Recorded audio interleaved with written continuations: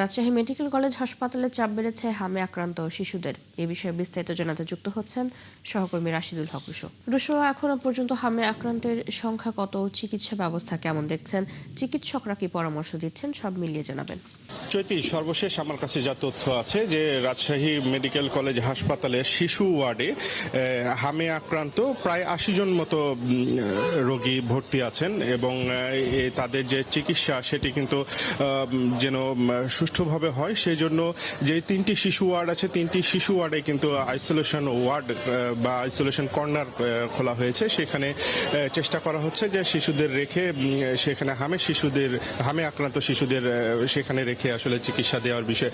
তবে যেটি আসলে চিকিৎসকরা বলছেন যে অনেক শিশুর অক্সিজেন প্রয়োজন হচ্ছে, কারণ শুধু হাম নয়, তাদের অন্যান্য জটিলতাও যাদের আছে বা যাদের অবস্থা একটু সংকটাপন্ন তাদেরকে কিন্তু অক্সিজেন দেবার প্রয়োজন পড়ছে। তো তাদেরকে নিরবিচ্ছিন্ন অক্সিজেন নিশ্চিত করার জন্য সাধারণ ওয়ার্ডে রেখেই তাদেরকে কিন্তু চিকিৎসা দিতে হচ্ছে। এর কারণে যেটি হচ্ছে যে আমরা গতকাল থেকে যেটি দেখছি যে হাসপাতালের বিভিন্ন রোগীর স্বজনদের সাথে কথা বলেছি, তারা বলছেন যে এই হাসপাতালের ভেতর থেকে কিন্তু অনেক শিশু হামে আক্রান্ত হয়ে পড়ছেন।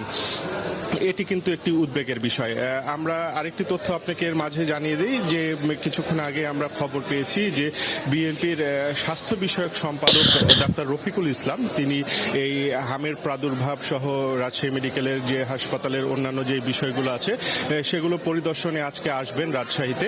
বেলা 10:30 নাগাদ তার আসার কথা রয়েছে এবং এই যে একটি পরিস্থিতি সৃষ্টি হয়েছে, শিশু মৃত্যুর ঘটনা এবং এই যে হামের প্রাদুর্ভাব বৃদ্ধি, এগুলো নিয়ে তিনি হাসপাতাল কর্তৃপক্ষের সাথে একটি বৈঠকেরও তার কথা রয়েছে, এমন তথ্য আমরা পেয়েছি। তো সেটির জন্য আমরা অপেক্ষা করছি যে সেখান থেকে আসলে তার যেই পর্যবেক্ষণ সেখানে আসলে কি ধরনের পর্যবেক্ষণ তিনি দেন সেটির জন্য। আর যেটি বলছিলাম যে চিকিৎসকরা আসলে এই যে হামের যে প্রাদুর্ভাব সেটি কিভাবে কাটিয়ে ওঠা যায়, শিশুদের কিভাবে আসলে সুচিকিৎসা আসলে নিশ্চিত করা যায় সেটি নিয়ে কিন্তু চিকিৎসকরা কাজ করছেন। চৈতি, ধন্যবাদ আপনাকে। আমাদের সাথে রাজশাহী মেডিকেল কলেজ হাসপাতাল থেকে যুক্ত ছিলেন সহকর্মী রাশিদুল হক রুশো।